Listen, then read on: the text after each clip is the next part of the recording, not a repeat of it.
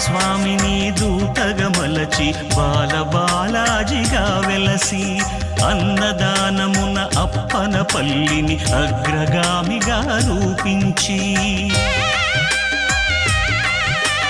రామస్వామిని దూతగా మలచి బాలబాలాజిగా వెలసి అన్నదానమున అప్పన పల్లిని అగ్రగామిగా రూపించి వరముల తరువుగా వరములనీయగ వెలసెను బాలబాలాజీ భక్తుల మదిలో కొలువై ఉండెను స్వామి బాలబాలాజీ అదిగో అప్పన పల్లి బాలబాలాజీ వెలసిన పల్లి అదిగో అప్పన పల్లి.